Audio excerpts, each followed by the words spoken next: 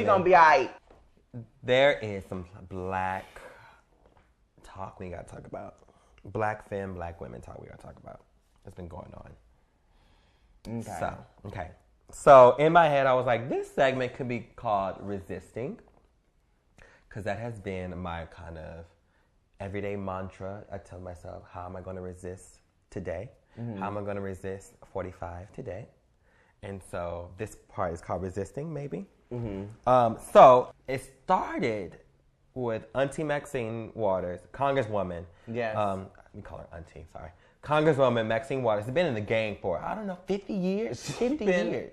And people are still undermining her, which is ridiculous. 50 years. 50 years. So, what's his name? I didn't want to say his name. Bill O'Reilly? Oh, Bill O'Reilly. Bill O'Reilly. Talked about Maxine.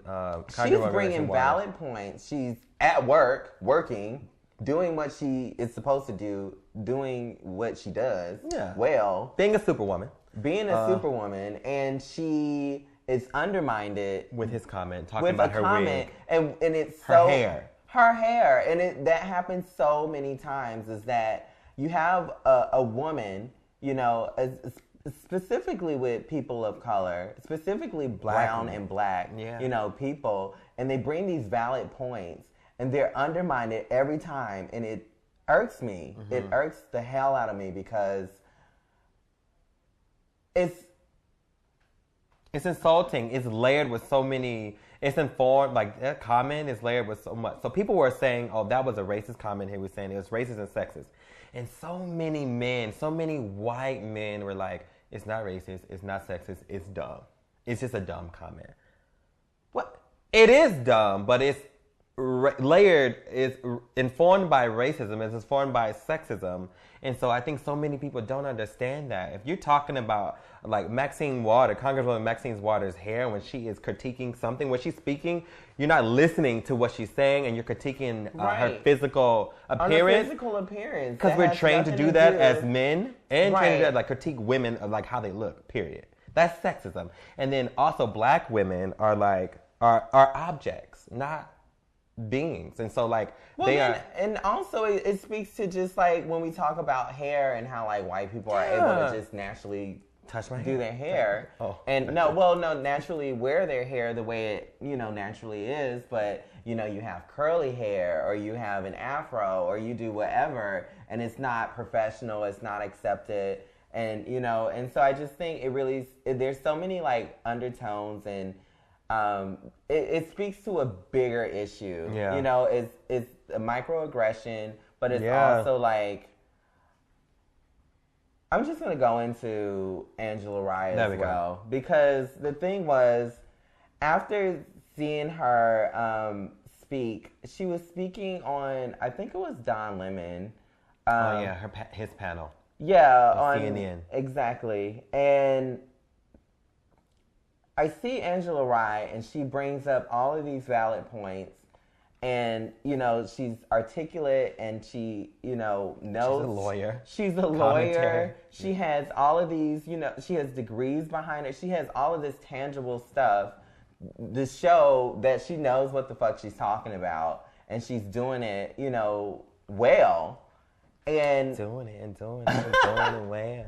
She is, and it's like, I still see these, like, little jabs, and it, for some reason, that was, like, the first time that I really got it, because I think looking at Angela Rye and, like, seeing my mother and seeing my cousin and just seeing a lot of people in my family be stressed out or, like, bothered or angry, and I see these, like, I've even seen it when they're speaking, like, men will say certain things that undermines who they are as a woman, as a lawyer, or whatever profession.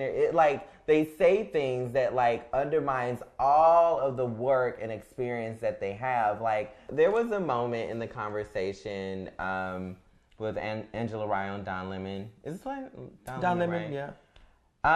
And he used this word, like, let's speak intellectually. What did he say? He said, let's be intellectually honest. And that whole segment, I was looking at Angela Rye pick and choose her battles throughout that whole interview. Absolutely. And I've seen women do that so many times. I've seen it from my mother, my cousin, like so many women, just so many black and brown women have to like pick. It's so much getting thrown at them that they have to pick and choose. And I felt like Don Lemon as a moderator should have taken some of that bullshit that was being thrown at her. The way they speak to women, I don't think that they are... I don't know why I'm looking at your eyes, but I'm getting watery. No, because... No, it's only because I can relate to it in the sense of like seeing my mother being undermined or just like anybody in my family, just black and brown women in general being undermined all the time, and no one sticks up for them. And it's not a fact of like, yeah, if a woman speaks out, yeah, they're strong, but it's just making it just, you know, taking on all of the weight that women carry. And it's a conversation that is never had. It's a conversation that I don't even think people recognize, or that there is any consciousness of what happens. And it really just irked me to see that. It irked me to the core to just see her go through all of that and no one speak on the disrespect. The violence that black women and femme experience, even at the workplace, every day. And I think that's what you're talking about, because there was a hashtag every day. There was a hashtag called, is it Black Women at Work? Hashtag Black Women at Work. Was it? Did I write that down? It was called, Black Women at Work. So if y'all haven't had the chance to look at the hashtag Black Women at Work, it talks exactly about that. The everyday experiences that black women have navigating the workforce, no matter what kind of job that is. It's navigating racism, sexism specifically, but a lot of times navigating cis-sexism, because we cannot forget trans and gender non-conforming femme folks who are also a part of that. And we have to do better as like... we have to step up, man. Like, I really do feel like men are not doing their part to just make things just, to make things right. And I feel like Donald Trump, this whole thing has like made it okay. And I'm also seeing people that like I respect do it. Show their ass. They're showing their fucking ass. And it's like... smelling themselves. It's weird because I'm just like, what? Where the fuck am I? Like, what just happened? Like, I thought you had all of these, like, you know, morals and, you know, understanding of, like, what's going on. And they don't. And I think just seeing that interview really just... That interview hurt me because there was 2 black women on that panel. I forgot the other one's name. I'm sorry. Maybe I'll look it up and then I'll put it in the description. But it was Angela and another black woman on there. But there was also a brother on there. His name is Paris. Yeah. Who just left them by themselves to like address all of the violence black women and femmes experience. And he was just like, it's not racist. That's not sexist. And that hurts when people, cause my ideology has changed. Like the way I view the world has changed. And so this show, when you said, let's do the show together, like I know who, at my core, who I want to speak to. And it's folks of color, it's black folks, it's brown folks. I feel that we can be together in this, like navigating, creating a better world. So that is like my personal goal. And so when I see other black and brown people not supporting other black and brown people who are trying to save us, that is so hurtful to me. Yeah. But that just reminds me that there is so much work I have to do. And so I want to challenge like other like black mask or black men out there to examine their own self-hate and examine their own privileges, because we need to use our privileges in supporting each other. That's what it means to being an ally. Exactly. Yeah, using our privilege and using it to support our own community, I think. Yeah. And that's what I meant by like stepping in. Exactly. It's like as a male, you have a certain privilege, and I don't think people are utilizing it. I don't think men, and I think that's what hurts the most too, Yeah. is that knowing that I've been a product of that because of all the pernicious conditioning, Yeah. you know, that occurred, you know, that you don't, it's on a subconscious level.